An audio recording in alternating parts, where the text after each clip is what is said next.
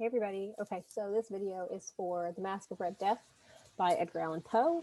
I thought it was a good read, super cliche to choose it over Halloween, but why not, right? It's fun. If you didn't get to read it, cool. Oh boy. If you did though, anyway, typically if we were in class, like an in-person setting, you would have a quiz on it, but I didn't feel like making you guys do a quiz on this one online just because I only need so many quizzes. Anyway, so I digress. So we're going to go over a few things with it. Okay, so the first one, I'm going to show you some pictures. Okay, so here is a super simple clip art, hey buddy, of the Masque of Red Death. Okay, so the idea is that Prince Prospero is throwing a party, but there's a plague that's ravaging the country, okay? And he decides that he's going to throw this big party, but he's not going to let anybody in and nobody out, okay? So they're going to stay there for years.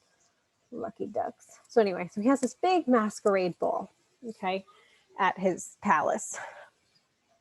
And the idea is that this plague, as soon as it touches you, essentially you're dead, okay? So he throws this party, and at each room, there's 7 rooms at his party that are containing his party, I should say. And each room is decorated in a different color, okay? So we have blue, shit, I'm going to forget it. Maybe I should have written it down. What is it? Here we go. Black, violet, oh, we got to start over here. Blue, purple, green, orange, white, violet, black. Okay, so it progresses, okay? So everything is decorated to reflect the color, okay? This is very important, the blue room. And then you'll notice in this particular picture that I'm sharing right now is this is the hallway. I don't know if you guys can see my mouse, okay, right here. So they kind of snake around each room for the hallway, though there is doorways so that you can see all the way through. And then there's windows, of course. Oh, I'm sorry, those are the windows. I didn't make this drawing. Okay, so there's the windows. Here's the door for each room. Okay, over here. All right, so that they can go through each one. All right, so there's those. Let me go back to the other picture real fast. Okay, make sure I'm still sharing this. Okay, so, oh shit, it was right there. If I could read. Sorry. Okay, so this picture kind of takes away a lot of my fun, but we're not in class, so I don't get to have as much fun. Each room is supposed to represent a stage of life, okay? And we are going to reference William Shakespeare's very short poem, The 7 Ages of Man, okay? And the final room is the room that houses the clock, the ebony clock, okay? It's the black room. Everything is decorated essentially in red to reflect red through the light. And this clock is a representation of time and how death is inevitable for everybody. Okay, so anyway, they're having this party. There's a masquerader who comes in dressed as the Red Death, which is what's ravaging the countryside. And the king, Prospero, he flips out and is like, get that man out. And so they all try to jump on this guy to try to catch him and try to throw him out. But as soon as they grab him, they realize there's no body underneath the cloak. So now they're all like, oh my God. And then those people that just touched him all start dropping dead. Prince Prospero goes to stab him. He drops dead. So now everybody ends up dying. It's a great story. Everybody dies because he was, in fact, the Red Death. He was the plague. Okay? He's personified. It's good times. Great party. Real kicker. So we're going to go back to one of the other pictures that I have now. Not that one. I'm going to go to this one. Okay, so this is very simplistic. Okay, so blue is supposed to represent your birth. Purple, the beginning of you growing, so like you're now a toddler. Green, you're youthful. Orange is summer and autumn of life. Okay, so like 20s and 30s. White is your 40s. Violet's your 50s. And then black is death. You have to remember that when Poe wrote this and when Shakespeare wrote The 7 Ages of Man, life expectancy was not what it is today. So that's why it seems like things are very grim for people in their 50s. Okay, so now I'm going to quickly show you. I'm going to post all these, don't worry. If you want to reference them. I mean, if you don't, you don't. It doesn't matter. So here are our 7 Ages of man. All the world's a stage, and all the men and women merely players. They have their exits and entrances, and one man in his time plays many parts, his acts being 7 ages. At first, the infant. Okay, so there's our first one. There's the blue room. We're also going to write this down. Can I do this? Bear with me, guys. Okay, we're gonna start over here. Do blue, and suddenly I forget everything. Blue. What was the next one? Guys, really, I need to know these things. Purple, green, orange. Sorry, guys. I'm really bad at remembering anything. Purple, green, orange. Purple, green, orange, violet, black. Violet, black. What's before violet? What's before violet? White. You dumbass. Okay. White, violet, and then black. Okay, all right. So then we have, actually, I should have moved those. I'm gonna move this into the middle, okay? So here we have rooms. Okay, then we're gonna do Shakespeare.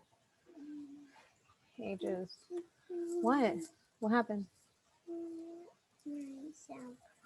You look fine. There's nothing on you. There's nothing there. Okay. Where's my mouse? Sorry, guys. Infant. Okay, that's the first one we came to. Okay. You know what? I'll finish reading this and then we'll write it down. Share. Okay. So, at first the infant, mewling and puking in the nurse's arms. Then the whining schoolboy, and with his satchel and shining morning face, creeping like snail unwillingly to school. And then the lover, sighing like furnace, with a woeful ballad, made to his mistress's eyebrow. And the soldier, full of strange oaths, and bearded like a pard, jealous in honor, sudden and quick in quarrel, seeking the bubble of reputation, even in the cannon's mouth. And then the justice, in fair round belly, with good cap and lined, with eyes severe and beard of formal cut, full of wise saws, modern instances. And so he plays his part. The 6th age shifts into the lean and slippered pantaloon, with spectacles on his nose and pouch on side, his youthful hose well saved, a world too wide for his shrunk shank, and his big manly voice turning again towards childish treble pipes and whistles in his sound, last scene of all, that ends the strange eventful history in second childishness, and mere oblivion, sans teeth, sans eyes, sans taste, sans everything. Yes, thank you. You're awake. Okay, so now we're going to do this again. I am going to share my whiteboard again. Okay, and then I'm going to pretend I knew what I read because I don't remember. Infant, schoolboy, lover, soldier. Infant, schoolboy, lover, soldier. Sorry. Infant. Whoopsies. Undo. Infant. Come on. Ugh. Schoolboy. Lover. Soldier. Justice. Pantaloon. 1, 2, 3, 4, 5, 6. Oops. Second. Childishness. Weird word. Okay. So now typically what I do in class, if we had actual class, okay, I would then have you try to connect these. Okay, so infant would be going to blue. So now we're going to do this. We're going to do a line real fast. We're going to do red. Okay, so infant goes blue. Schoolboy goes purple. Lover goes green. Okay, soldier goes to orange. Justice goes to white. Pantaloon is violet. Second childishness is black because it's closest to death. Now, there's a third thing that we typically do if we were in class. This is my fun part, or at least I find it fun. I don't know if anybody else ever does. Let's do maroon. Just kidding. I'll do maroon. Okay. Now we have the 7 deadly sins. Okay. So we have pride, greed, Oopsies. Sloth. Oops. Gluttony. Oh my god. Oh my god. Oh my god. Envy. Lust. What am I forgetting? Oh, wrath. Okay. So now I would normally tell you to match a sin to a color. There are some things that tell us what might be what, but it doesn't really matter. It depends on how you see these things. Okay, so like what color would gluttony go with? Remember, gluttony is like overindulging. What? Okay. Okay, so 7 sins, 7 rooms, 7 ages of man. Coincidence? Probably not. But anyway, that's kind of the gist of what we would do in class is we would line these all up. You guys would have a reader response, but I didn't make you do that. Yes, I did. JK, I do. I swear I'm horrible at everything. Okay, so you can use this if you want to screenshot it. I don't know if I can save this. I've never had to do that before. Oh, there we go. Save. Okay, show in folder. I don't know where to do that, but can I move this to my desktop? Does anybody know? Oh, I can. Okay, all right. Cool. So, 7 ages of man, Masque of Red Death, 7 deadly sins. They all go together. Okay. So it would be your job if you chose in your reader response to try to match up the sins to the colors of the rooms. You can use the 7 ages of man as well. So infant, we know that age. You're an infant. Schoolboy is more like 4, 5, 6. You know, you're young. I believe lover comes next. What was it? I can't believe I forget this already.